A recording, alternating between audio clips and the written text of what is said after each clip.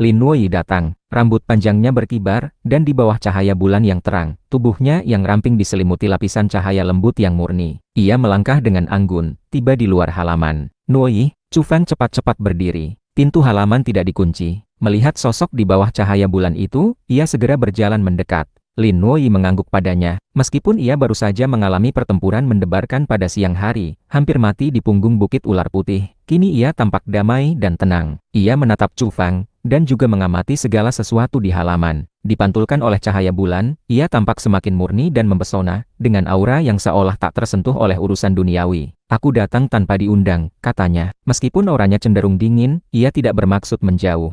Memang begitulah dirinya. Aku malah sangat senang, kata Chu Fang sambil mengajaknya masuk ke rumah. Sayang sekali orang tuaku tidak ada di sini. Mereka selalu menyebut-nyebut, ingin bertemu denganmu. Kalau tahu kau datang, mereka pasti akan sangat bahagia. Chu Fang tersenyum, menggunakan kata-kata seperti itu untuk mempererat jarak di antara mereka. Padahal ini bukan pertemuan dengan orang tua, tetapi dengan ucapannya, suasana itu seolah terbentuk. Orang yang bermuka tebal tidak pernah merasa canggung. Lin Nuoyi berkata, kau selalu seperti ini, mulut tak sesuai dengan hati. Ia meliriknya, lalu mengikutinya masuk ke dalam rumah. Aku selalu jujur, melihatmu, tidak ada yang bisa disembunyikan dalam hatiku, semua langsung terucap, kata Chu Fang dengan sangat alami. Apa ini tempatmu tinggal? Tanya Lin Nuoyi. Ia selalu luar biasa dalam segala aspek, tetapi sekarang ia sedikit terkejut. Ini adalah rumah Chu Fang. Ia pertama kali datang, dan memang agak penasaran, mengamati dengan cermat. Bersikaplah anggun, kata Chu Fang. Lin Nuoyi memelototinya, tidak berkata apa-apa. Kau adalah seorang dewi, tidak boleh terlalu penasaran seperti ini. Itu merusak citramu, kata Chu Fang. Apa yang kau sembunyikan di kamarmu? Lin Nuoyi bertanya, berbalik dengan ringan, dan memasuki kamar tidurnya. Kecuali wanita cantik, apalagi yang bisa disembunyikan di kamarku? Chu Fang berkata lalu tertawa, sangat berani, menatap lekat-lekat wajahnya yang cantik memesona, dan kemudian beralih ke kaki panjangnya. Sebenarnya ia sedikit takut.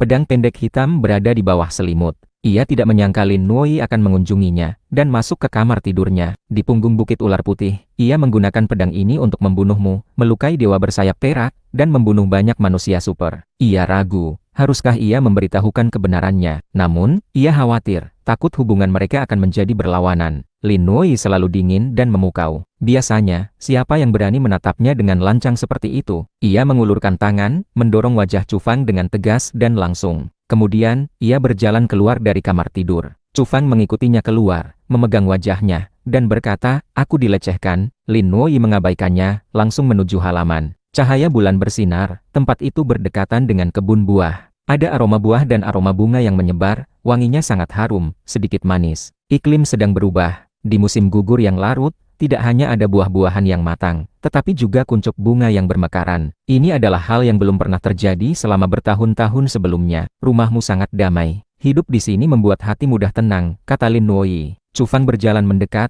tidak lagi bercanda, menyuruhnya duduk dengan nyaman di kursi rotan, menyuguhkan secangkir teh tawar, dan berkata, Nuoyi, kau pasti sangat lelah. Ia mengatakan yang sebenarnya. Kejadian pada siang hari, ia melihat semuanya. Grup biologis Dewa Surgawi sedang melawan seekor ular putih besar, yang menyebabkan korban jiwa tak terhitung. Dan kali ini, Lin Nuoyi bertanggung jawab memimpin orang-orang itu. Wajar jika ia memiliki tekanan yang sangat besar. Apa kau tahu dari berita, tentang apa yang terjadi di Gunung Taihang? Tanya Lin Nuoyi. Ya, aku sangat mengkhawatirkanmu, Chu Fang mengangguk.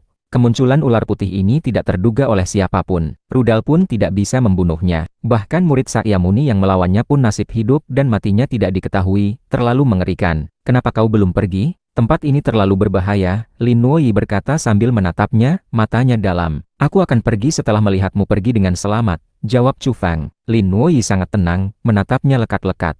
Baiklah, aku akan jujur. Paman yang berjanji akan menjemputku dan orang tuaku, dia juga masuk ke Gunung Taihang pada siang hari. Dia menyuruhku menunggu di sini, Chu Fang berkata, lalu menyodorkan cangkir teh di meja batu ke tangan Lin Nuoyi. Pamanku terluka, bersembunyi untuk memulihkan diri, tetapi lukanya tidak serius. Kami akan segera pergi, lanjut Chu Fang. Dia benar-benar paman yang menarik. Lin Nuoyi justru mengatakan kalimat seperti itu, dan tersenyum. Bibir merah dan giginya yang putih tampak sangat cemerlang. Pada saat ini, di bawah cahaya bulan yang lembut, wajahnya memancarkan cahaya putih bersinar. Bahkan setiap helai rambutnya berkilauan, terlihat sangat cantik. Chu Fang memegangi dadanya, hanya menatapnya dengan terpukau, tidak mengalihkan pandangannya. Apa yang kau lakukan? Tanya Lin Nuoyi. Senyummu begitu indah hingga menyilaukan. Aku hampir tidak bisa membuka mata, jadi harus berusaha keras menahannya. Detak jantungku juga semakin cepat, jadi aku harus memegangi dadaku, kata Chu Fang dengan serius. Kau bicara omong kosong dengan sangat serius. Lin Nuoyi memarahi. Sungguh, aku bisa bersumpah demi langit dan bumi, kau tahu, aku selalu sejujur ini. Chu Fang melepaskan tangannya, tetapi pandangannya tidak beranjak, terus menatapnya, dan berkata, aku sudah lama tahu, jika kau sering tersenyum, tidak ada yang bisa menandingimu. Pesona ini mengalahkan segalanya. Mendengar ocehannya, Lin Nuoyi sangat tenang, menatap kebun buah di kejauhan. Cahaya bulan menyinari tempat itu, tampak kabur, seolah ditutupi selubung tipis. Kehidupan seperti apa yang kau inginkan? Akhirnya, ia menoleh ke Chu Fang, bertanya demikian. Tenang, damai, dan tentu saja tidak kekurangan gairah. Sesekali ada kejutan dan kegembiraan, jawab Chu Fang tanpa berpikir. Lin Nuoyi tertawa sebentar, tetapi kali ini ia tidak menatap Chu Fang, agar ia tidak menatapnya tanpa henti lagi. Tidak bisa, senyum seindah ini tidak kau tujukan padaku, terlalu boros dan menyia-nyiakan. Chu Fang bermuka tebal, mendekat, bersikeras ingin menatapnya. Lin Nuoyi menatapnya, dan berkata, kehidupan yang kau inginkan tampaknya sederhana, tetapi sulit untuk dimiliki. Aku khawatir dunia ini tidak akan lama lagi memiliki tempat yang damai. Chu Fang tahu, ia sedang membicarakan sesuatu. Dengan perubahan di langit dan bumi, banyak makhluk berevolusi. Beberapa makhluk menakutkan mulai muncul perlahan, dan di masa depan akan terjadi berbagai hal yang tidak terduga. Apa kau suka bertarung? Lin Nuoyi bertanya padanya. Tidak suka, Chu Fang menggeleng. Lin Nuoyi terdiam, menatap pegunungan di kejauhan. Chu Fang menambahkan, dan berkata, dalam kondisi dunia seperti ini, mungkin manusia tidak punya pilihan. Semuanya akan dipaksa untuk berubah. Pergilah ke kota Shuntian. Itu adalah kota besar pusat di utara, dan masih bisa mempertahankan kedamaian yang kau inginkan untuk sementara. Ada helikopter di luar. Pergilah malam ini juga. Tempat ini sudah tidak aman, kata Lin Nuoyi. Apa kau datang untuk mengantarku pergi? Chu Fang menatapnya dengan tenang. Ya, tadi siang, aku mengatur penarikan mundur orang-orang grup biologis Dewa Surgawi. Semua personil sudah pergi dengan selamat. Masih ada satu helikopter kosong yang bisa mengantarmu pergi. Nuoyi, Chu Fang mengulurkan tangan, ingin meraih tangan rampingnya. Apa yang kau pikirkan? Lin Nuoyi langsung menepis tangannya, menatapnya dengan datar, dan berkata, kita hanya teman. Aku berharap kau baik-baik saja. Baiklah, Chu Fang melepaskan tangannya dengan canggung. Setelah sedikit tenang, Chu Fang kembali angkat bicara, dan berkata, Nuoyi, aku tahu kau takut aku kenapa-kenapa, jadi kau sengaja datang untuk mengantarku. Tapi, paman yang menjemputku itu juga tidak sederhana. Setelah kau pergi, kemungkinan besar aku dan dia juga akan pergi. Chu Fang menyusun kata-kata, dan berkata, jangan khawatir, aku tidak akan main-main dengan nyawaku. Tunggu sampai suatu hari kau pergi ke kota Shuntian, aku akan mentraktirmu makan besar. Aku ingin melihat senyum cemerlangmu lagi. Lin Nuoyi menatapnya, tidak berkata apa-apa. Aku serius, aku tidak akan main-main dengan nyawaku. Chu Fang berkata sambil menatapnya dengan sangat serius. Akhirnya, Lin Nuoyi mengangguk. Juga, Nuoyi, jika kau menemui masalah, ada hal yang sangat sulit, kau harus memberitahu aku. Saat itu, aku akan mencari seseorang untuk membantumu. Chu Fang berkata dengan sungguh-sungguh. Malam di bawah sinar bulan sangat tenang dan damai. Chu Fang tahu, Lin Nuoyi tahu lebih banyak tentang perubahan dunia ini daripada dirinya, karena grup biologis Dewa Surgawi sangat besar, dan sudah sejak lama bersentuhan dengan hal-hal ini. Ia ingin meminta informasi. Nuoyi, bagaimana situasi sebenarnya sekarang? Tanyanya, dan lebih lanjut bertanya, apa yang sebenarnya terjadi pada dunia ini. Ia tahu, ada beberapa hal yang tidak bisa Lin Nuoyi katakan. Terakhir kali, ia sudah memberi sedikit petunjuk. Lin Nuoyi justru menghela napas pelan. Ini adalah hal yang sangat langka. Dunia ini sangat rumit. Ia masih dalam proses perubahan. Teror besar akan segera muncul. Tetapi pada saat yang sama, peluang juga datang. Setelah aku kembali, akan ada berbagai pengaturan, dan akan ada banyak pertarungan. Chu Fang terkejut.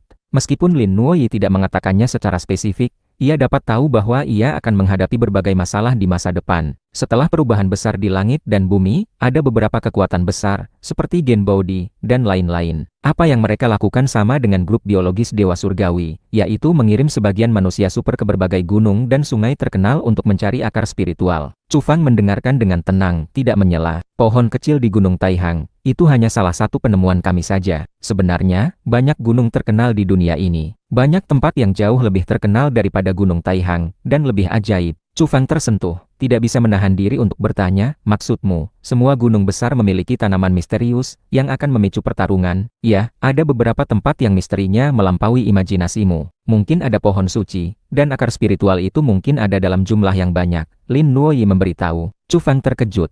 Akar spiritual dalam jumlah banyak berarti akan ada banyak pohon kecil, yang menghasilkan buah. Ia tahu konsekuensi mengerikan apa yang akan ditimbulkan oleh itu. Langit dan bumi sedang berubah, dan akan terus berlanjut, menjadi semakin tak terduga. Kekuatan besar manapun yang ingin mendapatkan pijakan, pasti harus merebut satu gunung terkenal. Lin Nuoyi berterus terang, pertempuran Gunung Taihang hanyalah permulaan. Gelombang besar yang sebenarnya masih ada di belakang. Namun, hanya Gunung Taihang saja, sudah mengejutkan seekor ular putih besar. Bagaimana dengan tempat lain? Sulit diperkirakan. Gunung Longhu, Gunung Putuo, Gunung Wudang, Gunung Song, Gunung Emei, Gunung Zhongnan. Gunung-gunung terkenal ini adalah tempat yang pasti diperebutkan oleh kekuatan besar. Kata-kata Lin Nuoyi menimbulkan gelombang besar di hati Chu Fang. Satu keluarga mengambil satu gunung terkenal, bukankah lebih baik dibagi rata? Kata Chu Fang. Lin Nuoyi menggeleng, dan berkata, saat ini, belum ada satupun yang berhasil merebutnya. Apa sesulit itu? Tanya Chu Fang. Binatang aneh sudah mengambil tindakan. Aku mendapat kabar malam ini bahwa beberapa pohon Baodi yang bersinar muncul di Gunung Song. Itu mungkin akar suci. Gen Baodi segera menyerbu ke sana, dan bergerak malam ini juga. Tetapi hasilnya adalah kekalahan yang menyakitkan. Lin Nuoyi memberitahu. Direbut oleh siapa? Hati Chu Fang bergetar. Direbut oleh beberapa kera dewa, kata Lin Nuoyi. Beberapa kera dewa, sekuat itu. Chu Fang tahu, Gen Baodi memiliki murid Sakyamuni, yang sangat dalam dan tak terduga. Mereka bahkan dikalahkan telak malam ini. Bukan hanya Gunung Taihang yang memiliki pertarungan, tempat lain juga ada yang bergerak.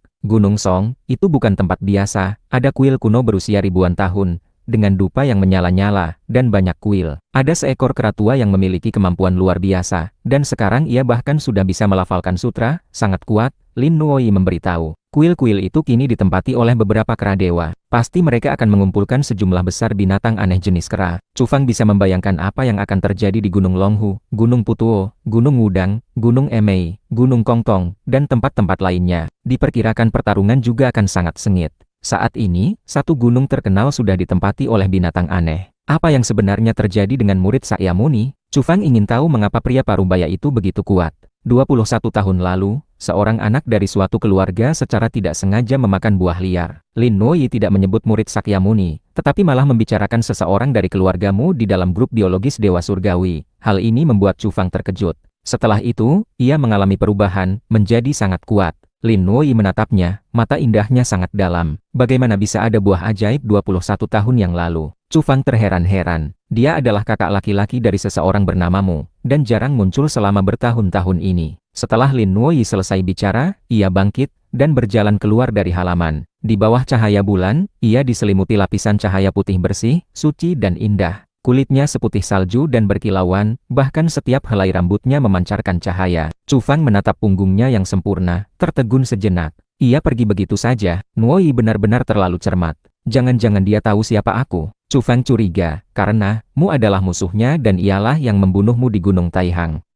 Lin Nuoyi di malam yang disinari bulan tampak murni, tubuhnya bersih, diselimuti cahaya samar. Ia menjauh, bergabung dengan beberapa orang. Akhirnya, ia melambaikan tangan dengan lembut, menaiki helikopter, dan pergi begitu saja. Chu Fang berbalik, kembali ke halaman. Tadi ia bercanda dan sembrono, hanya ingin menutupi identitasnya, tetapi sekarang tampaknya Lin Nuoyi terlalu cermat, mungkin sudah tahu sejak awal. Chu Fang kembali tenang, tidak ada lagi sikap sembrono. Ia mulai berpikir dengan serius. Kata-kata Lin Nuoyi mengandung informasi yang sangat berharga, membuatnya tergerak. Ia bertanya tentang murid Sakyamuni, tetapi Lin Nuoyi tidak menjawab, malah membicarakan kakak laki-lakimu. 21 tahun lalu. Chu Fang merenung. Untuk memastikannya lebih lanjut, ia mencari di alat komunikasinya, dan seketika muncul banyak halaman terkait, semuanya laporan berita dari bertahun-tahun yang lalu. Ternyata begitu, ia mengangguk. Di era pasca peradaban, selama periode waktu yang sangat panjang ini, pernah terjadi beberapa insiden misterius, yang hingga kini belum terpecahkan bagi orang biasa. 21 tahun lalu, pernah terjadi satu insiden. Saat itu, terjadi anomali geomagnetik, menyebabkan semua komunikasi terputus, disertai gempa bumi ringan, dan terjadi secara global. Kerugian ekonominya tak terukur. Beberapa daerah bahkan mengalami cahaya geomagnetik yang menyilaukan, sangat indah. Ini hanyalah sebagian kecil dari permukaan. Perubahan aneh apa yang sebenarnya terjadi, orang biasa hingga kini tidak tahu. Itu seharusnya sebuah mutasi. Pada masa itu, mungkin sudah ada buah misterius muncul di beberapa tempat. Hanya saja jauh tidak sebanding dengan sekarang. Gumam Chu Fang pada dirinya sendiri. Kini mutasi yang sebenarnya baru datang, dan yang paling dahsyat. 21 tahun yang lalu, mungkin ada manusia super yang lahir, tetapi jumlahnya pasti sangat sedikit. Lin Nuoyi menyebutkan periode waktu itu, membicarakan kakak laki-lakimu. yang berarti ia menyingkapkan kabut misteri yang besar baginya. Dari situ, banyak hal yang bisa diperkirakan. Qian Ye, murid Sakyamuni yang bertarung melawan ular putih, identitas aslinya adalah seorang manusia super. Lin Nuoyi menyebut kakak laki-lakimu, secara tidak langsung menjawab pertanyaan tentang murid Sakyamuni, karena mereka berdua adalah manusia super dari periode sebelumnya. Pada saat yang sama, apakah ia juga memberi peringatan untuk berhati-hati terhadap kakak laki-lakimu? Justru karena hal inilah, Chu Fang menduga, Lin Nuoyi mungkin sudah tahu bahwa ia adalah Raja Dewa Banteng, yang telah membunuhmu. Pagi hari, sinar fajar pertama baru menyingsing dari timur. Huang Niu sudah bangun. Ia melesat ke halaman, menatap tong kayu itu, dengan wajah penuh harapan. Chu Fang juga datang. Ia lebih bersemangat daripada Huang Niu. Huang Niu marah, karena di dalam tong kayu itu masih belum muncul tunas hijau. Ini membuatnya kecewa dan kesal. 1 hari, 2 hari, 4 hari berlalu dalam sekejap. Banyak hal terjadi di dunia luar, misalnya, tentara muncul di sekitar Gunung Taihang, dengan berbagai senjata panas mematikan diangkut ke sana. Jelas sekali, ini adalah persiapan untuk menghadapi ular putih. Namun, ular besar itu tidak pernah muncul lagi. Kabarnya, ia menyelinap ke jurang, dan pergi melalui sungai bawah tanah. Hal ini membuat orang-orang khawatir. Jika ia muncul lagi, kemungkinan besar akan terjadi pertumpahan darah. Selama beberapa hari ini, ada berbagai laporan di internet. Rincian tentang pertempuran Gunung Taihang, banyak yang bocor ke publik. Misalnya, mu terbunuh. Ini adalah anggota penting keluargamu di grup biologis Dewa Surgawi. Jelas bukan masalah sepele. Bahkan, ada rekaman yang kabur yang diambil oleh seorang manusia super. Raja Dewa Banteng mengayunkan pedang, memenggal kepalamu dengan cepat dan bersih. Melalui pertempuran ini, Raja Dewa Banteng menjadi terkenal di kalangan masyarakat. Ia berani membunuhmu, dan lebih berani melawan dewa bersayap perak. Ia menggunakan busur panah untuk menembus tubuh manusia super di puncak piramida itu. Mustahil tidak menimbulkan sensasi. Sayangnya, adegan memanah dewa bersayap perak dengan busur tidak sempat direkam. Menurut ingatan manusia super yang ada di lokasi, adegan itu sangat mengguncang. Banyak orang merasa menyesal, ingin menyaksikan pertempuran itu dengan mata kepala sendiri. Mungkin ada yang merekamnya. Pernah ada seorang sutradara gila di sana yang merekam tanpa memedulikan nyawanya. Seorang manusia super memberitahu orang-orang di luar. Namun, Zhou Yitian menghilang. Banyak orang mencarinya tanpa hasil. Ada yang menduga, ia dan beberapa asistennya tewas di punggung bukit ular putih, tidak berhasil melarikan diri. Ada juga yang mengatakan, ia dipanggil oleh departemen terkait, untuk menilai dengan teliti pertempuran itu berdasarkan materi yang direkamnya, dan untuk memahami betapa menakutkannya ular putih. Tenang saja, Zhou Yitian pasti akan muncul, tidak mungkin mati. Ia masih harus merilis drama mitologi epik.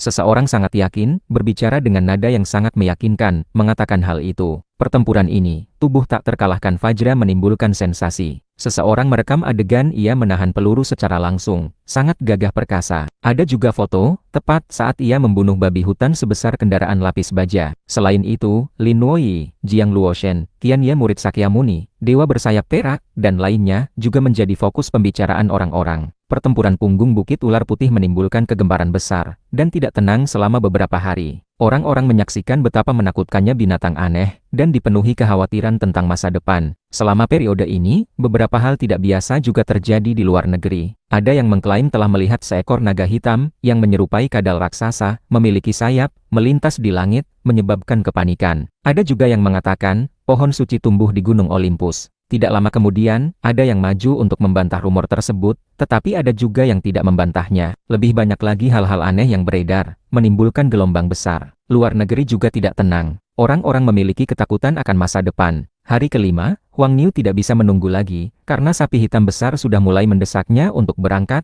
dan memberitahu bahwa kemungkinan besar akan terjadi mutasi drastis dalam waktu dekat. Huang Niu menggali tanah di tong kayu, mengamati benih itu dengan cermat. Chu Fang juga mendekat, menatap bersama dengannya. Ada perubahan, dan perubahannya sangat besar. Seluruh benih itu hijau berkilauan, penuh vitalitas, dan pola-pola sepenuhnya menutupi seluruh benih. Sayangnya, ia masih belum bertunas. Chu Fang meletakkannya di telapak tangan. Ia semakin merasa ada pesona misterius yang tak terlukiskan, sangat menakjubkan. Pola-pola itu semakin rumit seiring dia mati, seolah menyembunyikan misteri tertentu. Tidak jelas, tidak terjelaskan, itu hanya sebuah intuisi. Akan aku tunggu. Huang Niu menolak ajakan sapi hitam besar untuk pergi jauh, bersikeras untuk tinggal beberapa hari lagi. 5 hari berlalu seperti itu. 1 orang dan 1 sapi terus menunggu benih itu bertunas, berharap ia bisa memberi mereka kejutan. Namun, mereka kecewa. Total 10 hari telah berlalu, tetapi tidak ada tanda-tanda ia akan muncul dari tanah. Huang Niu menggali benih itu lagi. Hal yang membuatnya agak gelisah adalah, kali ini tidak ada perubahan. Ia sama seperti beberapa hari yang lalu, hijau berkilauan, dan sangat transparan. Tidak ada kemajuan lebih lanjut. Chu Fang kecewa. Mungkinkah gumpalan tanah ajaib sebesar setengah kepalan tangan orang dewasa masih belum cukup? Tidak cukup untuk menyuburkan benih agar bertunas. Aku sabar. Huang Niu gelisah, tetapi tetap mengukir dua kata ini. Ia memutuskan untuk menunggu sebentar lagi. 13 hari setelah akhir pertempuran punggung Bukit Ular Putih. Pada hari itu, cuaca mendung, kemudian semakin gelap, hingga akhirnya, hujan deras turun di sebagian besar wilayah utara, disertai kilat dan guntur. Cuaca sangat buruk. Ya Tuhan, insiden besar pecah. Ular putih keluar, mengamuk dan memusnahkan kota. Hari ini sangat berdarah. Kemunculan ular putih menggemparkan dunia. Internet sudah mendidih. Orang-orang sangat ketakutan. Pemusnahan kota oleh ular putih menimbulkan konsekuensi mengerikan yang tak terbayangkan, menyebabkan kepanikan di seluruh dunia. Sebuah kota kecil, sekitar 150 km dari Gunung Taihang, dengan populasi sekitar 150.000 jiwa, mengalami hari yang penuh bencana. Di tengah hujan lebat, seekor ular putih besar menunggangi angin, membawa badai hujan, tiba di sana, dan mengamuk di seluruh kota. Ini terlalu mengerikan. Ia bilang akan memusnahkan kota, dan benar-benar melakukannya. Ular putih pernah bersumpah akan memusnahkan dua kota. Pasti akan ada tindakan lain. Orang-orang gemetar. Berita itu tersebar, dan seluruh dunia manusia terkejut, termasuk luar negeri. Orang-orang menyadari bahwa bencana mungkin akan datang secara beruntun. Raja di antara binatang aneh di dunia ini jelas lebih dari satu. Ular putih melayang di udara, menggemparkan banyak wilayah. Militer bergerak, rudal ditembakkan, tetapi tidak ada yang berhasil menghentikannya. Setelah menyerang, ular putih dengan cepat menghilang, sekali lagi pergi melalui sungai bawah tanah. Gen Body, Lembaga Penelitian Ken Kuno, Grup Biologis Dewa Surgawi, Institut Peradaban Luar Angkasa. Setidaknya ada 7 atau 8 kekuatan dan organisasi besar dipanggil. Mereka mengirimkan sejumlah manusia super terkemuka untuk mengepung dan memburu ular putih bersama militer. Namun, ular putih melarikan diri setelah satu serangan, dan tidak dapat ditemukan jejaknya. Kecepatannya yang tinggi adalah satu hal, tetapi yang lebih menakutkan adalah indera spiritualnya, yang bisa menghindari bahaya. Pada hari yang sama, ular putih muncul sekitar 200 km dari Gunung Taihang, dan kembali beraksi. Langit gelap seperti dasar panci, suram, disertai badai dan hujan lebat, kilat dan guntur. Wilayah utara mengalami hujan yang meluas, di beberapa daerah bahkan tidak bisa melihat tangan sendiri. Di lingkungan yang buruk seperti ini, mengepung ular putih niscaya akan menjadi jauh lebih sulit. Langit dan bumi yang gelap, hanya terlihat saat kilat menyambar, terasa menekan dan mencekik. Ini adalah kota kecil dengan populasi sekitar 200.000 jiwa. Ketika sambaran petir yang terang menyambar, langit dan bumi menjadi cerah. Orang-orang terkejut melihat, seekor ular putih besar memasuki kota, merajalela di jalanan. Bam! Saat ekor ular itu dicambukkan, bangunan-bangunan runtuh. Kemudian, ia bergerak cepat, melilit dari satu bangunan ke bangunan lain. Hanya dengan sedikit lilitan, seluruh gedung akan patah. Pemandangan itu mengerikan. Target muncul di barat laut. Kali ini jangan biarkan dia kabur. Seseorang di militer berteriak marah, matanya memerah. Namun, ular putih bertindak terlalu cepat. Dalam badai hujan, di bawah kilat, ia kembali menghilang. Ia tidak menargetkan manusia satu persatu, tetapi tidak mengabaikan semua bangunan, menghancurkan kota kecil ini. Sama seperti kota sebelumnya, setelah ia pergi, yang tersisa hanyalah puing-puing dan reruntuhan. Meskipun begitu, hancurnya bangunan di dua kota tetap menyebabkan banyak korban jiwa. Angka itu sangat mengejutkan. Pemusnahan kota benar-benar terjadi sesuai perkataan. Ular putih menyapu dua kota. Satu-satunya hal yang melegakan adalah, ia tidak memilih menyerang kota-kota besar, dan tidak menyerang setiap orang satu persatu. Hanya menghancurkan bangunan, menyapu dan berlalu. Banyak orang yang selamat, tetapi banyak juga yang tewas. Dua kota kecil berubah menjadi puing-puing. Ular putih melarikan diri, menghilang begitu saja. Manusia super yang kuat,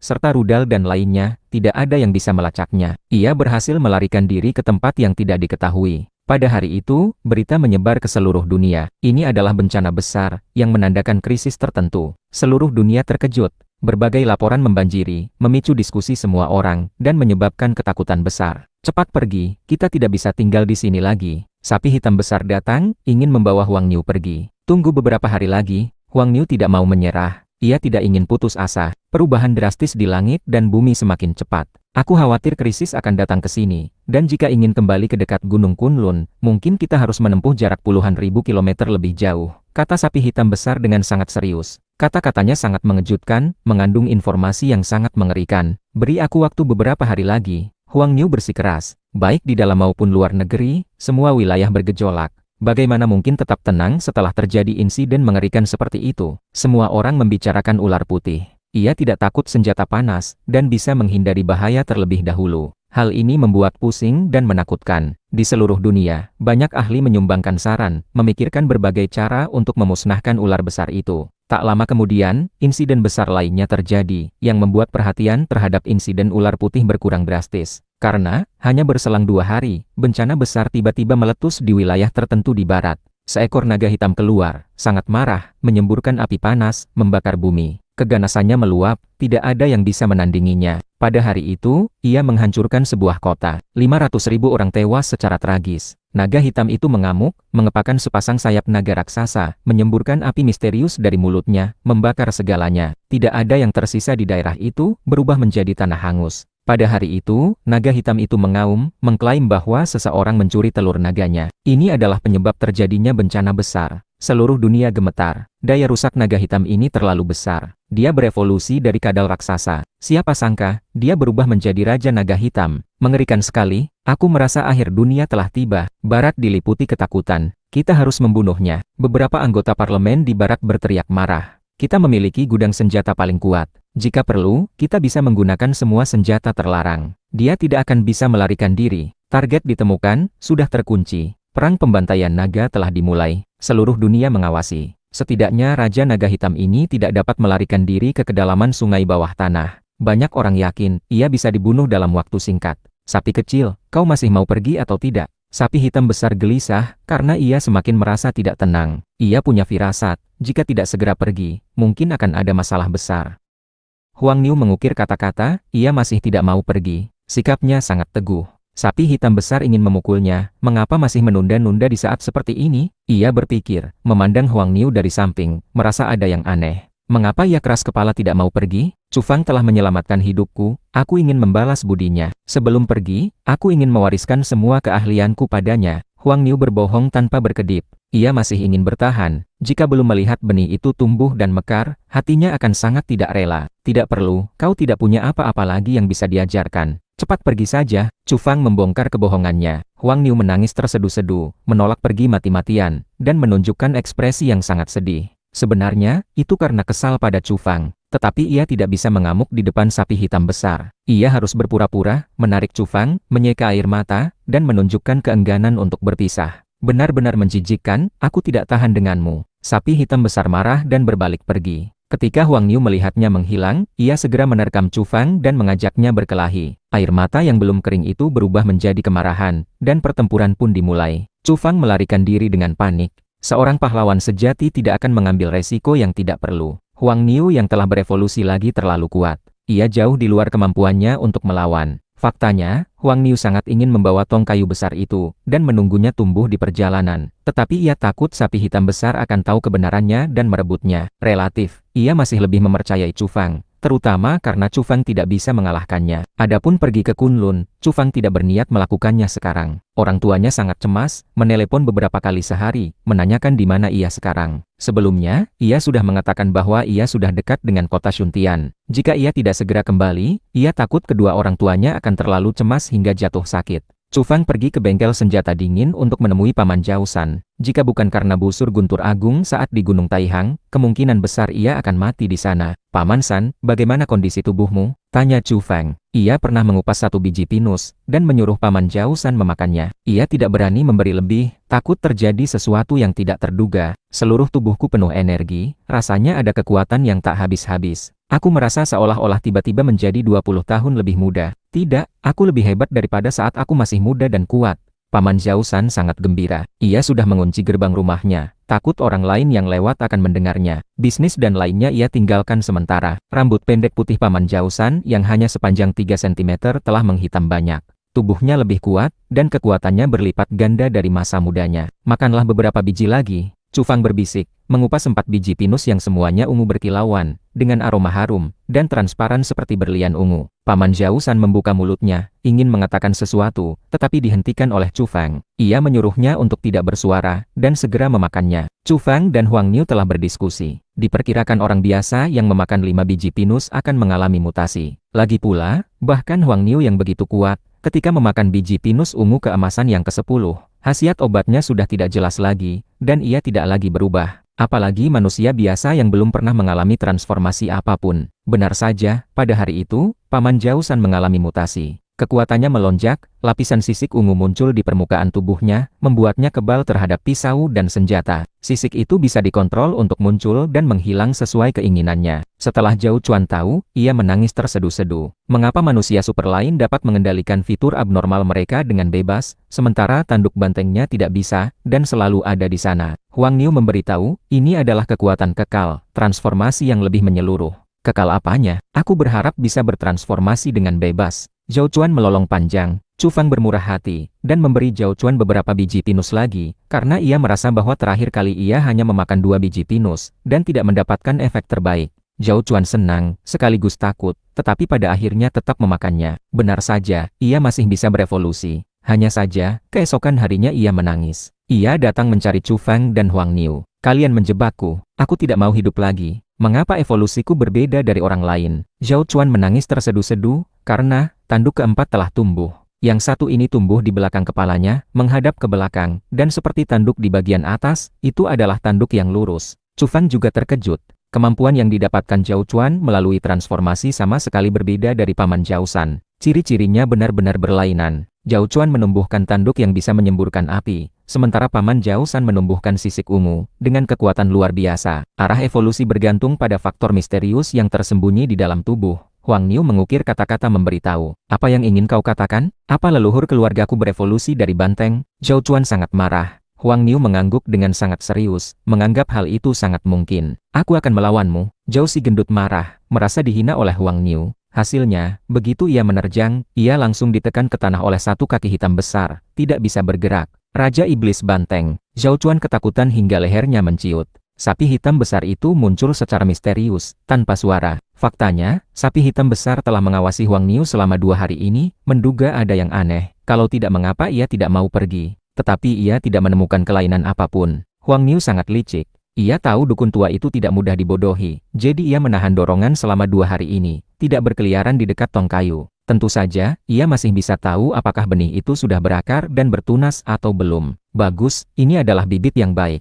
Sapi hitam besar melepaskan Zhao Chuan, mengamatinya dari atas ke bawah, sangat puas. Garis darah 4 tanduk, sangat bagus. Mulai sekarang kau akan mengikutiku. Aku akan mengajarimu dengan baik. Sapi hitam besar menatap Zhao Chuan dengan pandangan berbeda, sangat puas. Zhao Chuan ketakutan hingga bulu kuduknya berdiri. Bersama Huang Niu masih tidak ada tekanan, karena ia hanya anak sapi. Sekalipun ia nakal, tidak akan terlalu parah. Sapi tua ini berbeda, entah sudah berapa lama ia hidup. Zhao Chuan sudah tahu latar belakangnya melalui Chu Fang. Ini adalah monster dari Gunung Kunlun, yang sudah menjadi makhluk spiritual bahkan sebelum dunia berubah. Faktanya, Chu Fang bahkan curiga, sapi hitam besar ini adalah salah satu binatang buas Gunung Kunlun yang disebutkan oleh penduduk Tibet. Ada legenda di wilayah Tibet, bahwa ada beberapa binatang baik yang tertidur di Gunung Kunlun. Tentu saja ada juga sebagian binatang buas. Apakah sapi hitam besar adalah binatang baik? Chu Fang sama sekali tidak pernah berpikir begitu. Jika ia punya latar belakang, ia pasti binatang buas. Ini adalah penilaiannya yang teguh dan tidak tergoyahkan. Tentu saja, ia tidak akan membiarkan sapi hitam besar tahu ia menilai seperti itu. Bagus, mulai sekarang kau akan dipanggil Putra Suci. Sapi hitam besar sangat menghargai Zhao Chuan, bahkan memberinya gelar. Apa? Zhao Chuan melompat, terkejut hingga seluruh rambut di badannya berdiri. Siapa Putra Suci? Bukankah itu adalah Hong Hayar dari kisah perjalanan ke barat? Dan ia berakhir tragis. Sekalipun Zhao Chuan mati, ia tidak mau nama itu. Itu tidak akan berakhir baik. Apa kau keberatan? Sapi hitam besar melotot. Aku. Zhao Chuan membuka mulut, tetapi tidak berani menolak. Ia benar-benar takut pada sapi hitam besar ini, yang berani menyinggung ular putih, namun bisa kembali tanpa terluka. Bukankah kau punya seorang kakak di sebuah kota di wilayah barat? Ikutlah denganku. Nanti aku akan membawa keluargamu berkumpul. Aku akan lewat sana saat kembali ke Gunung Api, kata sapi hitam besar. Ini adalah pemaksaan dan bujukan yang khas. Pertama, menakut-nakuti Zhao Chuan, lalu memberinya godaan yang cukup. Orang tua Zhao Chuan selalu merindukan putra sulung mereka. Sekarang kesempatan muncul. Sapi hitam besar bisa membawa seluruh keluarga mereka ke kota di wilayah barat itu. Sulit menilai seberapa kuat sapi ini, tetapi setidaknya ia adalah raja binatang. Ia bisa menjelajahi dunia. Tidak akan ada bahaya bagi keluarga mereka jika bepergian dengannya. Baiklah, aku akan ikut denganmu. Zhao Chuan membuat keputusan. Ini baru benar. Sapi hitam besar mengulurkan satu kuku kakinya, menepuk bahunya, dan menyeringai lebar. Tapi bisakah aku tidak dipanggil putra suci? Tanya Zhao Chuan. Tidak bisa, sapi hitam besar melotot, dan berkata, tahukah kau apa yang paling penting di dunia ini? Keberuntungan, ini berkaitan dengan apakah aku, sapi tua, bisa menjadi orang suci atau saint di masa depan. Kau sekarang adalah putra suci, yang berarti keturunan atau murid saint. Zhao Chuan terdiam. Ia mengutuk dalam hati, tetapi tidak berani melawan dengan mulutnya. Chu Fang dan Huang Niu saling pandang, memastikan bahwa sapi hitam besar ini adalah dukun yang memata-matai mereka. Kalau tidak, bagaimana ia tahu tentang urusan keluarga Zhao Chuan? Satu orang dan satu sapi menjadi lebih berhati-hati. Akan ada pembantaian naga, Barat membuka gudang senjata, dan akan menggunakan senjata panas terlarang. Sungguh akan ada insiden besar. Malam hari, berita meledak menyebar ke seluruh dunia. Selama 2 hari ini, Barat memobilisasi pasukan secara besar-besaran, menggunakan rudal dan lainnya, tetapi tidak berhasil membunuh Raja Naga Hitam itu. Ia memang tidak bisa bersembunyi di sungai bawah tanah sedalam ratusan atau ribuan meter seperti ular putih. Tetapi ia juga bisa menghindar. Sama seperti di dalam negeri, misalnya, di kedalaman Gunung Taihang, muncul banyak gunung purba besar yang tidak jelas asalnya. Di barat juga begitu. Di antara pegunungan dan sungai terkenal di barat, juga muncul banyak badan gunung besar serupa. Bahkan ada yang percaya, itu adalah gunung Dewa Barat yang legendaris dari zaman kuno, yang muncul kembali. Raja Naga Hitam melarikan diri ke pegunungan misterius di Eropa Utara. Tempat itu diselimuti kabut, dengan aura purba yang meluap. Satelit bahkan tidak bisa mendeteksinya, tidak ada cara untuk menguncinya. Militer Barat tentu saja tidak percaya tahayul. Berbagai kendaraan lapis baja dan pasukan rudal langsung bergerak ke sana, bersumpah untuk membantai naga. Sekarang banyak manusia super di Barat berteriak,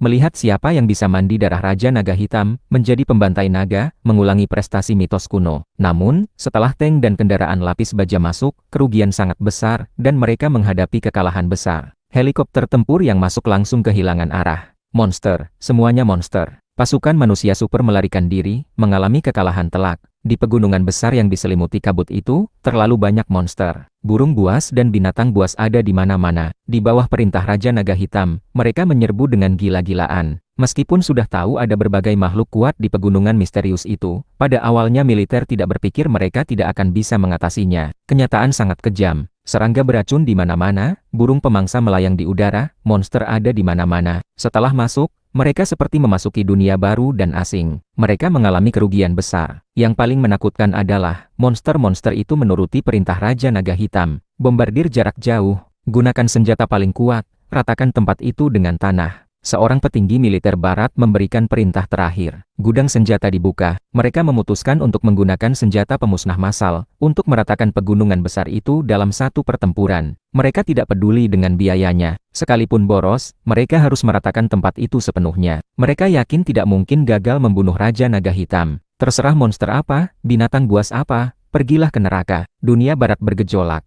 Chu Fang juga membaca laporan-laporan ini. Ia merasa Raja Naga Hitam kemungkinan besar tidak akan bisa melarikan diri. Huang Niu menggeleng, tidak setuju. Sapi hitam besar juga datang. Sekarang ia juga memiliki alat komunikasi. Ini didapatkan setelah ia memaksa Chu Fang membelikannya. Sejak melihat Huang Niu terus-menerus mengutak-atiknya, ia juga terpengaruh.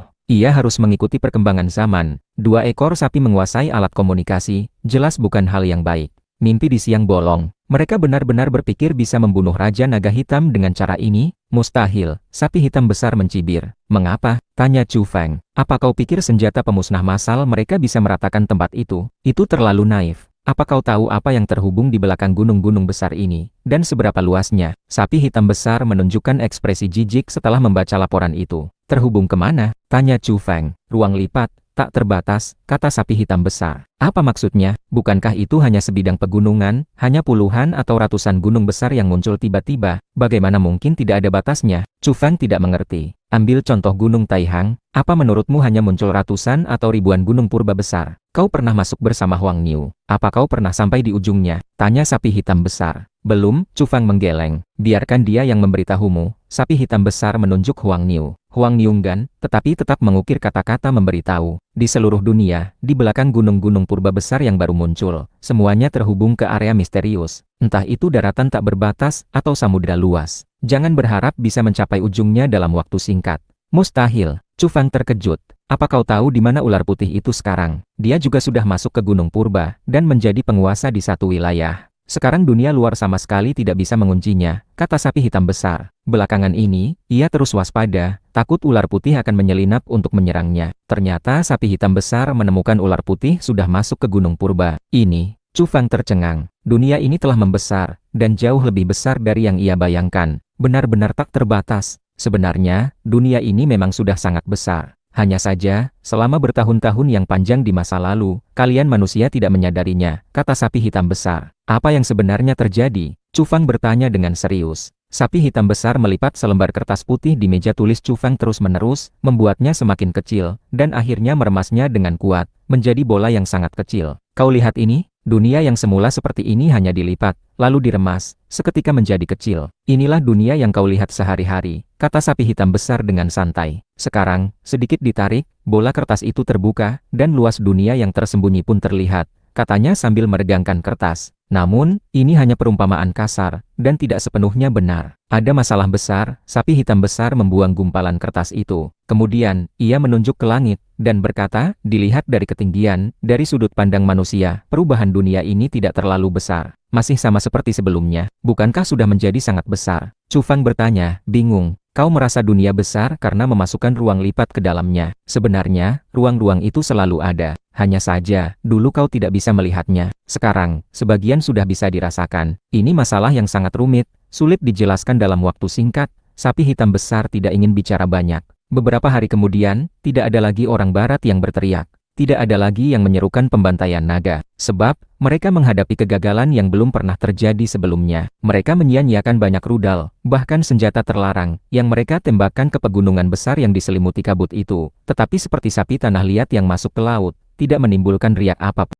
Mereka menyadari, di baliknya pasti ada wilayah yang sangat luas, terhubung ke ruang yang misterius. Satu-satunya hal yang melegakan adalah, selain Raja Naga Hitam, sang Raja Binatang Lokal, yang bisa keluar, makhluk buas dan burung pemangsa lain seolah terkunci di ruang itu. Mereka yang berani menerobos keluar akan terbakar dan mati. Hal ini sedikit menenangkan orang-orang. Baik ular putih maupun naga hitam, keduanya adalah makhluk di dunia ini, tetapi berevolusi menjadi raja di antara binatang aneh, dengan kekuatan luar biasa. Bahkan jika mereka lari ke kedalaman Gunung Purba, mereka bisa menjadi penguasa di suatu wilayah. Bisa dibayangkan betapa besarnya dampak mutasi itu, yang memungkinkan makhluk menjadi sekuat ini dengan begitu cepat. Ular putih mungkin masih bisa dimaklumi, karena ia memang memiliki warna mitologis, dan hidup selama bertahun-tahun yang tak terhitung. Sementara itu, naga hitam hanyalah kadal tua sebelumnya, yang pastinya jauh tidak sebanding dengan dirinya yang sekarang. Chu Fang terus berpikir, mutasi telah mengubah dunia, tetapi terlalu cepat. Kemunculan manusia super, dan kebangkitan berbagai binatang aneh, semuanya selesai dalam waktu yang sangat singkat.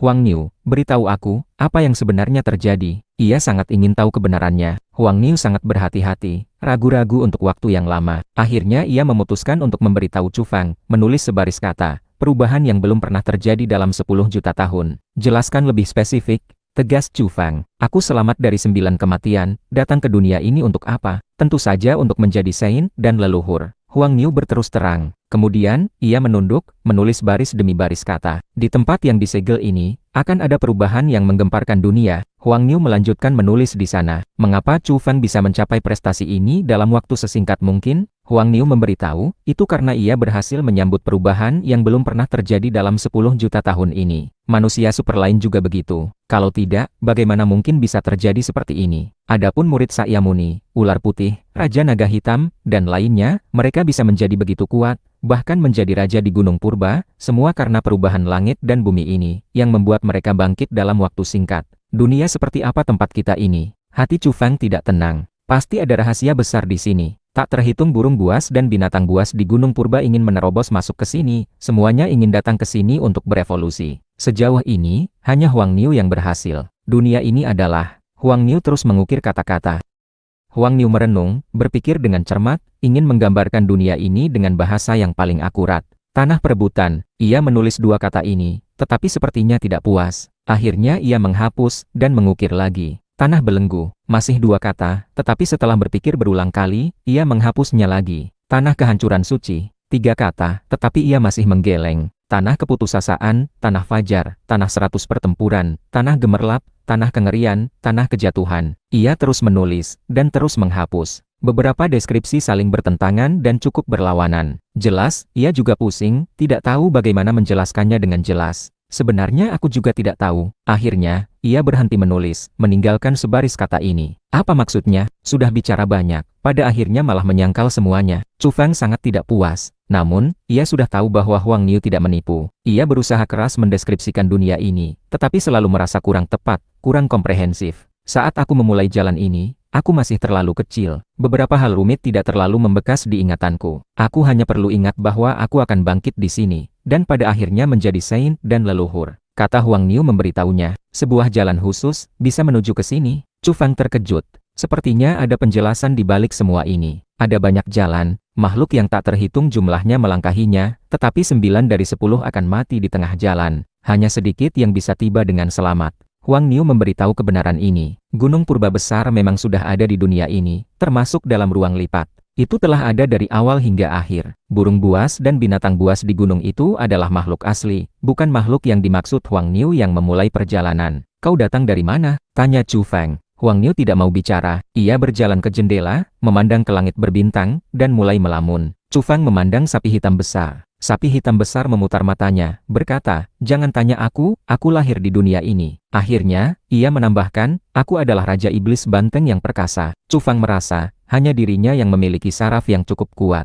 Kalau tidak, orang lain yang bertemu dua sapi ini pasti sudah merasa sangat pusing. Setelah waktu yang lama, Huang Niu baru tersadar. Chu Feng ingin terus bertanya, tetapi minatnya untuk bicara sudah rendah. Namun, Huang Niu berpikir sejenak, dan memutuskan untuk memberitahunya beberapa hal. Di masa depan, akan ada makhluk kuat lainnya yang datang secara beruntun. Jelas, makhluk yang ia maksud pasti bukan yang ada di Gunung Purba saat ini, tetapi memiliki latar belakang mengerikan lainnya. Chu Feng sangat ingin tahu seberapa luar biasanya peluang keberuntungan di dunia ini, hingga menarik makhluk dari dunia lain berbondong-bondong, tanpa peduli mati. Panen 1 tahun di sini setara dengan 10, bahkan 100 tahun di dunia lain. Bagaimana mungkin tidak membuat gila? Tulis Huang Niu. Hati Chu Feng bergejolak, sulit tenang. Itu berarti kekuatan tertinggi dapat diciptakan dalam waktu sesingkat mungkin. Ini memang menakutkan, dan bisa membuat orang gila. Apa yang sebenarnya kau cari? Tanya Chu Feng. Rahasia surga yang tak terbatas, aku ingin berevolusi. Mata Huang Niu sangat bersemangat. Apa contohnya? Chu Feng memintanya menjelaskan lebih spesifik. Hanya dengan tahu cukup banyak, ia bisa merencanakan jalan masa depannya. Karena ia sudah memulai jalan transformasi, ia tidak ingin berhenti, ia ingin terus berevolusi. Serbuk sari terbaik, area akar spiritual yang luas, bahkan beberapa pohon suci legendaris, dan lainnya. Semuanya mungkin ada di sini. Huang Niu menulis banyak hal sekaligus. Itu semua yang ia inginkan. Apakah ada begitu banyak benda luar biasa di sini? Chu Feng sangat meragukan. Perang pernah menghancurkan daratan, hampir sepenuhnya menjadi tanah tandus. Setelah pemulihan yang panjang, barulah ia kembali hidup subur. Tetapi banyak tanaman telah menghilang, dan banyak jenis yang hilang. Setelah hal mengerikan itu terjadi, berapa banyak lagi yang tersisa dari apa yang disebut obat ajaib, akar spiritual, dan lainnya di dunia ini, meskipun membeku ribuan tahun, terbakar puluhan ribu tahun, terkubur jutaan tahun di bawah tanah, mereka tetap ada. Cepat atau lambat mereka akan pulih, lahir dari kekeringan, bertunas di bawah abu, dan muncul kembali di dunia. Huang Niu yakin, ia percaya mereka akan muncul kembali. Jeti, raja ini ditakdirkan untuk menjadi saint. Sapi hitam besar duduk, dengan sikap dominan yang menunjukkan tidak ada yang bisa menandinginya. Sejak melihat Huang Niu menduduki tempat tidur besar, ia juga tidak menjaga citranya. Setiap kali datang ke tempat Chu Feng, ia langsung berbaring miring di sofa. Dengan tubuh sebesar itu berbaring di atasnya, sofa terus berderit, membuat orang merasa kasihan pada sofa itu. Sapi hitam besar pergi. Ia memberitahu Huang Niu, memberinya waktu 3 hari terakhir. Kalau tidak, ia tidak perlu berharap pergi ke Gunung Kunlun dalam waktu dekat. Akan ada perubahan besar. 1 hari, 2 hari, waktu berjalan cepat. 3 hari berlalu dalam sekejap, tetapi benih di tong kayu besar masih belum bertunas. Huang Niu cemas, karena hari yang dijanjikan telah tiba. Berangkatlah, pergi ke Gunung Kunlun. Apa akan kekurangan pohon kecil ajaib di sana? Tahukah kau, itu adalah gunung suci, dengan legenda mitos terbanyak. Chu Feng mulai mengusir sapi itu. Huang Niu berjalan mondar-mandir, hatinya kesal. Ia tahu sapi hitam besar akan segera kembali. Waktu terakhir akan segera tiba. Ia juga tahu pasti ada pohon kecil ajaib dan lainnya di Gunung Kunlun. Tetapi ia memiliki kerinduan aneh terhadap 3 benih ini. Akhirnya, mata Huang Niu memancarkan cahaya ganas, dan ia melompat dengan cepat. Apa yang ingin kau lakukan? Chu Feng waspada. Huang Niu menendang tong kayu besar hingga retak. Ia langsung menggali benih hijau berkilauan itu, lalu memasukkannya ke mulut. Chu Feng sangat marah, ingin melawan mati-matian. Huang Niu dengan cepat mengukir di tanah. Satu orang satu bagian. Aku jamin akan menyisakan setengah untukmu. Ia benar-benar kehilangan kesabaran. Ia memutuskan untuk memakan benih itu, karena menurutnya ini juga merupakan semacam buah misterius. Kau berani? Chu Fang menerjang maju. Ia lebih peduli pada benih itu daripada Huang Niu. Ia terus berharap. Ia sama sekali tidak bisa mentolerirnya. Tetapi, Huang Niu tidak bisa menunggu. Ia langsung menggigit. Kerak. Ketika suara ini keluar, hati Chu Fang ikut bergetar. Ia ingin sekali merebus Huang Niu hidup-hidup. Namun, ekspresi Huang Niu berikutnya membuatnya terkejut. Huang Niu menangis. Jangan pura-pura menyedihkan. Ganti benihku. Chu Fang mendekat. Huang Niu menyeka air mata. Ia benar-benar menangis. Selain itu, ia menutup mulutnya dengan satu kuku, terus-menerus menggosok, wajahnya penuh kesakitan. Akhirnya, ia langsung memuntahkan benih itu, jatuh ke tanah. Mata Huang Niu berkaca-kaca. Ia membuka mulut, ternyata berdarah. Ia meraba giginya, rasa sakitnya menusuk hati. Di tanah, benih hijau berkilauan itu utuh, tidak ada bekas gigitan sama sekali, dan tidak ternoda darah, sangat bersih. Chu Fang segera bergegas, meletakkannya di bawah keran air, dan mencucinya 10 kali berturut-turut. Kemudian, ia waspada, menjaga diri dari Huang Niu, dan menyimpan benih itu. Jangan pernah berpikir untuk memakannya lagi. Ia memperingatkan. Mendengar kata-kata ini, Huang Niu kembali menangis. Makan lagi apanya? Giginya hampir tanggal. Siapa yang masih berani menggigitnya? Ia segera berkumur, membersihkan darahnya, dan berlari ke depan cermin untuk terus melihat. Akhirnya ia lega. Giginya tidak patah, tidak retak, hanya gusi yang berdarah. Chu Fang yakin, ia tidak berani memakannya lagi. Ia akhirnya tenang, dan tersenyum, berinisiatif menaruh benih itu di depan matanya, berkata, bagaimana kalau kau coba lagi, kita lihat apa kau bisa menggigitnya sekarang. Huang Niu marah, dan ingin berkelahi dengannya. Chu Fang buru-buru menghindar, berkata, bukan berarti kau tidak akan kembali. Ingat, jika kau benar-benar melihat area luas akar spiritual di Kunlun, gali semua tanah ajaib itu. Pada saat itu, ketiga benih ini pasti akan bisa berakar dan bertunas. Mendengar itu, Huang Niu mengangguk dengan berat. Pada saat yang sama, ia sangat marah. Hanya benih yang rusak, tetapi membuatnya terluka. Ketika benar-benar tumbuh, ia tidak hanya ingin mendapatkan serbuk sarinya, tetapi juga akan memakan akar, batang, daun, dan semuanya. Ia harus membalas dendam. Sapi kecil, kau jadi berangkat atau tidak? Sapi hitam besar tiba. Chu Fang sudah menyembunyikan benih itu, tidak berani membiarkan sapi ini tahu. Huang Niu mengangguk, memutuskan untuk berangkat. Aku beritahu ya, Gunung Kunlun hampir berubah menjadi lautan darah dari mayat. Semuanya adalah orang-orang tua. Tahukah kau mengapa aku lari? Itu karena aku tidak ingin terlibat. Jika kau ikut denganku, kau hanya bisa melihat situasi dan jangan bertindak. Jangan seperti orang bodoh yang langsung maju. Sapi hitam besar memperingatkan. Chu Fang terkejut. Apa Gunung Kunlun sebrutal itu? Sapi hitam besar berkata baik-baik tidak mau terlibat, padahal ia kabur. Diperkirakan kali ini karena ia memakan biji pinus dan berevolusi lagi, ia ingin kembali untuk membalas dendam. Huang Niu mengangguk, ekspresinya serius, menunjukkan ia paham. Dan keluarga si gendut jauh sudah siap. Mereka menatap dengan penuh harap, telah mengambil keputusan untuk pergi ke barat. Jaga diri baik-baik.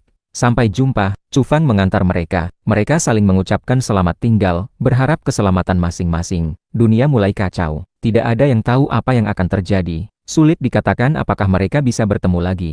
Pada hari yang sama, barat kembali bergetar, karena terjadi insiden besar lainnya. Seekor anjing iblis muncul, merajalela di sebuah kota kecil, mengubah tempat itu menjadi neraka dunia. Ia memiliki 2 kepala, berjalan di atas lahar, menyemburkan racun. Saat ia berjalan di kota, itu seperti hari kiamat. Seluruh kota kecil itu terbakar oleh lahar. Tidak ada satupun yang melarikan diri. Ribuan orang semuanya tewas. Hal ini menimbulkan kegemparan besar. Kemudian, Raja Anjing berkepala 2 itu merajalela di daerah itu, menghancurkan 2 kota lagi dalam sehari, menyebabkan kepanikan yang mengerikan. 2 kota kecil itu, meskipun populasinya kurang dari 100.000, dihancurkan berturut-turut.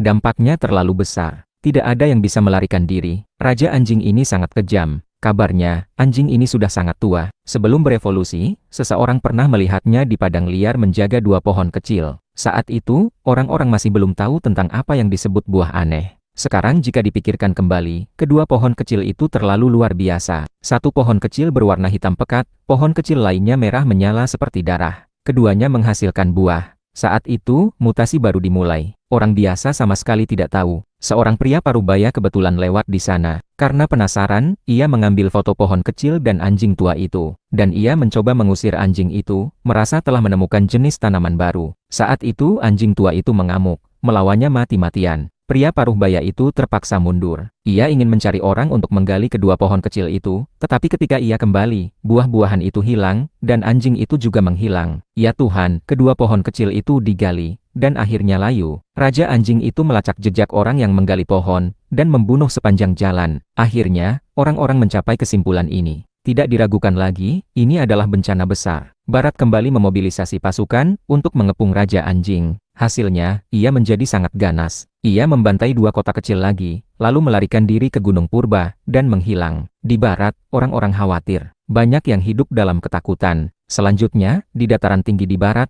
muncul binatang buas lain. Ia tidak mengizinkan orang luar masuk ke wilayah itu. Ia mengeluarkan peringatan dalam bahasa manusia, dan akan membunuh tanpa ampun siapapun yang berani menyinggung. Barat berturut-turut menghadapi kemunculan beberapa raja binatang. Segera, daerah lain juga memiliki laporan serupa. Di India muncul Raja Gajah Putih, memimpin puluhan ribu binatang aneh. Kekuatannya sangat besar, mengejutkan dunia. Ini sangat tiba-tiba, sebelumnya tidak ada yang menyadarinya. Ketika ditemukan, ia sudah menjadi kekuatan besar, dengan banyak binatang aneh berkumpul di sekitarnya. Di Manggolir muncul Raja Serigala Perak, melolong ke langit dan bumi. Puluhan ribu binatang gemetar. Seketika, Raja Binatang dan Raja Burung muncul di seluruh dunia secara beruntun. Situasi menjadi sangat parah dalam semalam. Banyak kota tiba-tiba menghadapi ancaman besar. Adapun di dalam negeri, itu bahkan lebih rumit.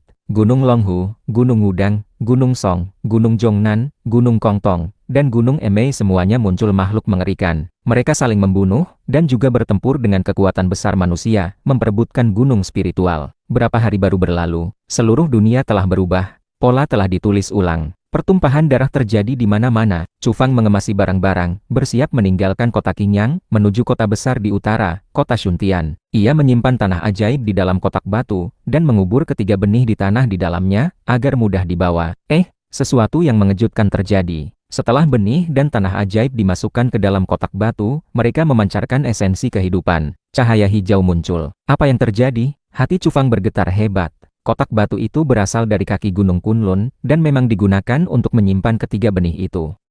Chu Fang sangat bersemangat. Ia awalnya berpikir ketiga benih itu tidak akan berubah dalam waktu singkat. Ia tidak menyangka akan ada kejutan seperti ini saat hendak pergi. Ia meletakkan kotak batu di meja tulis dengan hati-hati, dan mengamatinya dengan cermat. Di dalamnya, ketiga benih itu terkubur di tanah ajaib. Mereka dapat dilihat dengan jelas, karena tanah ajaib itu seperti banyak butiran batu giok yang saling menempel, sangat transparan. Chu Fang melihat dengan jelas bahwa benih yang paling montok itulah yang menunjukkan kelainan. Cahaya hijau berkilauan memancar, seperti air yang meluap dari wadahnya, dan mengalir dari tepi kotak batu. Semua fenomena aneh disebabkan olehnya. Apakah akan bertunas? Chu Fang berharap. Ia akhirnya menunggu hari ini. Harapannya tidak sia-sia. Hanya saja, ia tidak menyangka titik balik itu akan terjadi di dalam kotak batu. Kotak batu itu setinggi 3 inci, berbentuk kubus, tetapi sudut-sudutnya tampak seperti telah dihaluskan, sedikit membulat. Kotak itu sangat kuno, dengan beberapa ukiran yang samar. Sulit dideteksi jika tidak diperhatikan dengan cermat. Mungkinkah kotak batu ini memiliki misteri tersembunyi yang bisa membuat benih bertunas? Ia tidak berani mengeluarkan benih itu untuk percobaan. Ia sudah menunggu hari ini dengan susah payah. Jika ia mengeluarkan benih sekarang dan menanamnya kembali di tanah, itu akan terlalu gegabah. Chu Fang sangat senang, memiliki rasa gembira karena mendapatkan hasil. Cahaya hijau di dalam kotak batu berdetak sebentar, lalu tidak lagi memancar, tetapi tanah ajaib di dalamnya menjadi lebih berkilauan. Benih itu memancarkan cahaya yang kabur. Kekuatan hidupnya tumbuh, tetapi terhalang oleh kotak batu, yang menyegel kekuatan yang melimpah itu di dalam kotak, mencegahnya bocor keluar. Benar saja ada yang aneh, kotak batu ini luar biasa. Chu Fang yakin kotak batu kuno ini memiliki latar belakang. Ia mengabaikannya di masa lalu. Jika tahu betapa luar biasanya kotak itu, ia pasti sudah menggunakannya sejak lama. Tak lama kemudian, ia teringat Huang Niu. Baru saja ia pergi, perubahan ini terjadi. Jika Huang Niu tahu situasinya sekarang, ia pasti akan marah besar dan mengamuk. Setelah pertempuran di punggung Bukit Ular Putih, ia menunggu di sini selama hampir 20 hari, tetapi tidak mendapatkan apa-apa. Kotak batu ini sangat ajaib, itu di luar dugaan. Tapi, aku juga harus pergi. Chu Fang mengerutkan kening. Orang tuanya sudah mendesak berkali-kali. Mereka meneleponnya setiap hari, sangat mengkhawatirkan keselamatannya. Terlebih lagi, sapi hitam besar pernah memperingatkan saat pergi bahwa akan ada perubahan besar di langit dan bumi. Sebaiknya membuat rencana lebih awal. Bahkan ia harus kembali ke gunung api lebih awal. Yang pasti kotak batu ada di tangan, jadi aku akan membawanya di perjalanan. Chu Fang memutuskan untuk berangkat. Sebelum pergi, Chu Fang mengunjungi bengkel senjata dingin untuk mengucapkan selamat tinggal kepada Paman Zhao San. Paman San, tempat ini tidak lagi tenang. Mungkin ada bahaya. Bagaimana kalau Paman ikut denganku? Ia menyarankan. Pria tua itu menggeleng, tidak mau pergi. Tubuhnya sekarang terlalu kuat.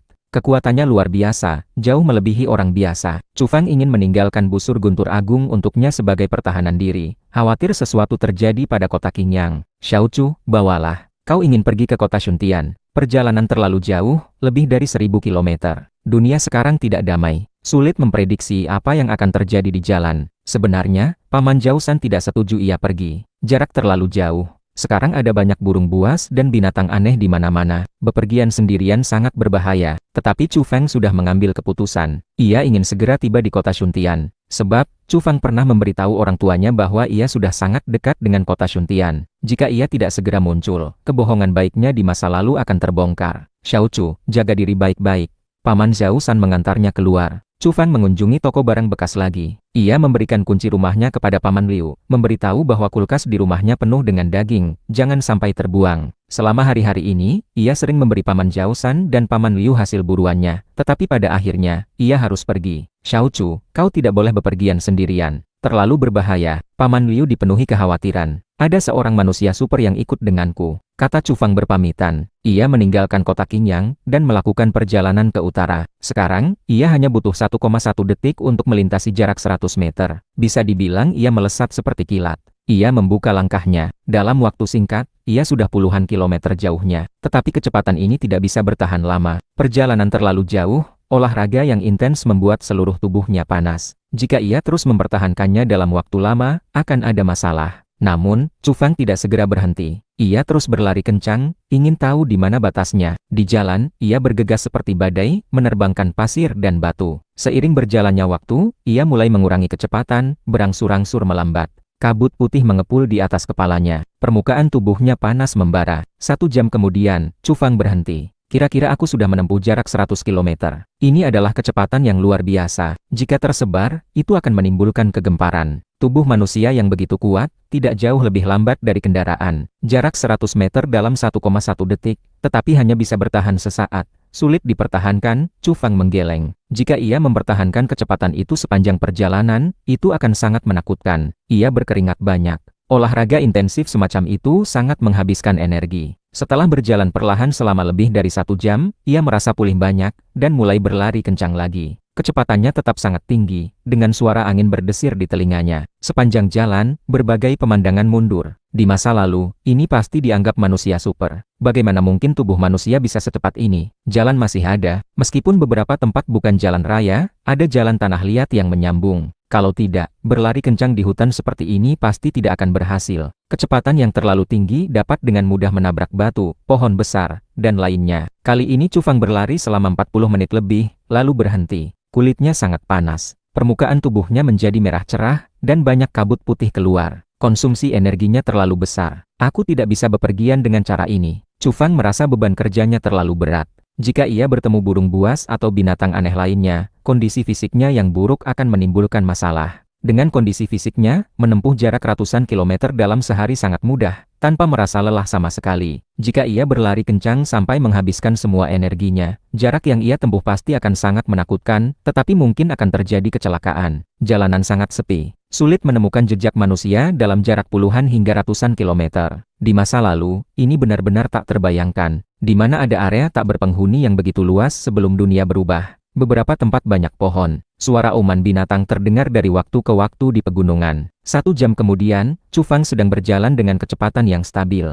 Tiba-tiba, ia merasakan angin kencang berhembus, dan bayangan besar menutupi separuh langit. Sush, ia melesat ke samping dan berjarak lebih dari 10 meter, memanfaatkan sepenuhnya kondisi fisiknya yang luar biasa, meninggalkan tempatnya yang semula. Brak! Seekor burung besar berwarna hitam dan putih turun. Cakarnya menghantam tanah. Tanah dan batu berhamburan, menimbulkan embusan angin kencang. Burung murai. Chu Fang tercengang. Burung besar ini panjangnya lebih dari 5 meter. Jika mengabaikan ukurannya, ia persis sama dengan burung murai yang ia lihat sebelumnya. Jelas, ini adalah burung murai yang bermutasi, dengan kekuatan luar biasa. Kekhawatiran Paman Zhao San dan Paman Liu masuk akal. Sepanjang perjalanan terlalu berbahaya, ada berbagai binatang aneh dan burung buas. Jika orang biasa bepergian, pasti akan mati. Burung murai ini sangat ganas. Setelah terbang ke udara, ia menukik lagi, lebih ganas daripada elang dan sejenisnya. Ia mengulurkan cakar besarnya, ingin mencengkeram tengkorak Chu Fang. Jika benar-benar tercengkeram, pasti akan ada beberapa lubang darah. Cakar yang berkilauan dingin itu terlalu tajam, dan kekuatannya sangat besar. Swoosh! Chu Fang menghindar. Sosoknya berkelebat, dan ia sudah berjarak 10 meter. Krak! Pohon setebal tong air dipatahkan oleh burung itu. Sekarang ia seperti tulang besi dan otot tembaga. Kekuatannya luar biasa menakutkan. Apa semua burung buas dan binatang aneh sekuat ini? Chu Fang mengerutkan kening, mengamati kemampuan burung murai ini, seberapa hebatnya. Ternyata, ia lebih sulit dihadapi daripada manusia super biasa. Jika bertarung langsung, burung ini kemungkinan besar bisa membunuh beberapa manusia super. Jelas, burung ini memiliki kecerdasan yang tidak kalah dari manusia. Setelah beberapa serangan tidak berhasil, ia segera menyerah. Ia hendak terbang ke langit, takut menghadapi bahaya. Aku lapar, aku belum makan siang, kau tidak perlu pergi. Chu Fang mengayunkan tangan, pedang pendek hitam melayang keluar. Puff, menembus burung itu, dan membuatnya jatuh. Tidak lama kemudian, asap mengepul di sana. Chu Fang memanggang burung murai yang bermutasi itu. Tentu saja, hanya sebagian sayap dagingnya saja. Burung ini terlalu besar, ia tidak bisa memakan semuanya. Aroma daging menusuk hidung, pas matangnya. Namun, sebelum Chu Fang sempat menikmatinya, bau amis menyengat hidung. Seekor monster menerobos masuk dari daerah pegunungan. Ukurannya sebesar truk, seluruh tubuhnya hitam pekat, dan penuh duri. Ia terlihat sangat mengerikan. Ini adalah makhluk yang sangat besar. Landak. Chu Fang tercengang. Mutasi semacam ini terlalu tidak masuk akal. Landak bisa tumbuh sebesar ini. Ia menunjukkan taring putihnya, dan menerjang maju. Ketika jaraknya masih belasan meter, landak raksasa ini tiba-tiba berhenti. Lalu, ia melolong keras. Dari tubuhnya, satu persatu duri panjang hitam pekat melesat keluar, seperti anak panah, dan seperti tombak besi, sangat rapat, terbang menuju Chu Fang. Swoosh! Ketika Chu Fang membawa daging panggang, dan menghindar dengan kecepatan ekstrim, batu-batu di daerah itu tertembus, pohon-pohon besar tertusuk. Duri panjang hitam pekat itu memiliki kekuatan yang mengejutkan. Bahkan landak pun bisa sekuat ini. Chu Fang terkejut. Makhluk ini benar-benar bisa menerbangkan duri keras di sekujur tubuhnya untuk menyerang musuh seperti ini. Manusia super biasa pasti tidak bisa menahan. Ia tidak bertarung jarak dekat dan tidak ingin membuang energi. Ia mengeluarkan busur guntur agung. Satu anak panah menembus tengkorak landak, membuat tubuh besarnya jatuh ke tanah dengan bunyi gedebuk. Darah mengalir. Ekspresi Chu Fang serius. Ia menyadari bahwa dunia ini telah benar-benar berubah dan semakin berbahaya. Orang biasa tidak bisa bergerak di alam liar. Setelah makan kenyang, ia segera meninggalkan daerah itu. Tidak lama setelah berjalan, ia mendengar auman binatang yang rendah di belakangnya. Beberapa monster muncul, bergegas ke sana, dan menggerogoti mayat burung murai dan landak. Itu sangat berdarah. Binatang aneh semakin banyak. Chu Fang mengerutkan kening, suasana hatinya sedikit berat. Ini bukan lagi dunia yang ia kenal. Alam liar menjadi semakin berbahaya. Berbagai binatang aneh dan burung buas berkeliaran. Jiangning, terletak di Jiangnan, sangat makmur. Itu adalah salah satu kota terbesar di dalam negeri, dan markas grup biologis Dewa Surgawi ada di sini. Kompleks Villa Bihuan memiliki lingkungan yang sangat baik. Ada banyak pohon besar, serta danau yang dihiasi, dan batu-batu aneh yang tersusun. Pemandangannya sangat indah. Di dalam sebuah villa tunggal, sangat megah. Dekorasi diperhatikan dengan sangat teliti, seperti istana. Xuan Yi duduk di sofa sambil merajuk. Kemudian, ia membanting bantal sandaran dengan keras ke lantai. Wajahnya yang semula seksi menunjukkan rasa dingin. Lin Yeyu datang, dan bertanya, ada apa? Xuan Yi sedikit menahan diri, menggigit bibir merahnya, dengan ekspresi tidak senang, dan berkata, bagaimanapun juga, aku adalah bibi kecil Nuoyi, tetapi dia berbicara dingin dan sangat tidak sopan padaku. Lin Yeyu terkejut dan berkata, Nuoyi sangat cerdas. Dia biasanya tidak akan bersikap tidak sopan seperti itu. Xuan Yi memiliki mata dan feng dan bibir merah cerah. Ia biasanya sangat memikat, tetapi sekarang ia tidak tersenyum. Ia berkata, setelah Wan Qing meninggal, aku sangat sedih. Aku ingin menyelidiki siapa yang membunuhnya. Setelah aku mulai bergerak, Nuoyi langsung menyalahkanku. Aku ini bibinya, tapi dia berbicara kasar kepadaku. Lin Yeyu mengerutkan kening bertanya, apa yang sebenarnya kau lakukan? Berdasarkan apa yang ia tahu, Lin Nuoyi umumnya tidak akan melakukan itu. Terakhir kali, kau dan aku pergi menemui Chu Fang itu. Saat itu aku tidak merasa ada yang salah. Tetapi setelah kembali, aku merasa tindakannya sedikit tidak pantas. Jadi aku mengirim orang untuk menyelidiki orang tuanya di kota Shuntian, kota besar di utara. Ia diam-diam melirik Lin Yeyu. Melihatnya sedikit diam, nadanya langsung melunak, dan berkata, aku tahu kalau Chu Fang itu punya hubungan di masa lalu dengan Nuoyi, tapi dia tidak bisa memarahiku seperti itu. Lin Yeyu bertanya, orang-orang yang kau kirim itu, apa mereka akan berurusan dengan orang tua Chu Fang? Tentu saja tidak. bantah Xuan Yi. Aku baru saja menghubungi mereka. Nuo Yi tahu dari mana? Langsung memarahiku, menghubungi orang-orangku di Shuntian, dan mengusir mereka. Xuan Yi marah. Kau seharusnya tidak mengusik orang tuanya. Jika Cufang itu bermasalah, kau hadapi saja dia, kata Lin Yeyu. Mengapa kau begitu memihak Nuo Yi? Aku dimarahi olehnya, dan kau masih menyalahkanku. Xuan Yi tidak puas, tetapi ia segera bertingkah manja lagi. Ia berjalan dan memeluk lengan Lin Yeyu, berkata, baiklah, anggap saja aku salah. Kali ini aku sedikit gegabah. Di perjalanan, Cufang menelepon orang tuanya, memberitahu bahwa ia bisa bertemu mereka dalam 3 atau 4 hari. Saat berbicara, ia jelas merasa emosi ibunya tidak stabil, pikirannya melayang.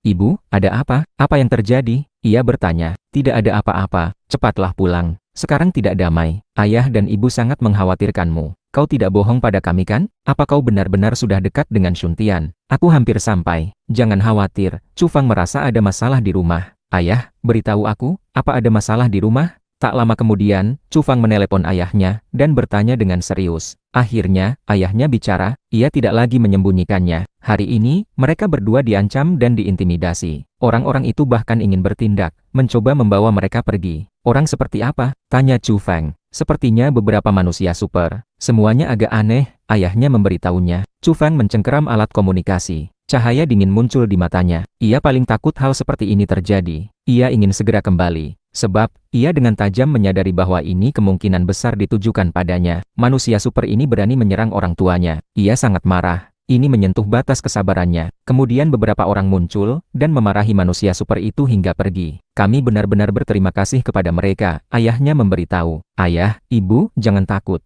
Orang-orang itu tidak akan muncul untuk sementara waktu. Tunggu aku pulang. Cufang mengakhiri panggilan. Ia menyimpan alat komunikasi. Sinar cahaya yang mengejutkan muncul di matanya. Ia terkejut dan marah. Aura pembunuh yang mengerikan menyebar dari tubuhnya. Cufang bergegas maju dan menenangkan diri. Ia tahu masalah ini tidak akan berakhir baik.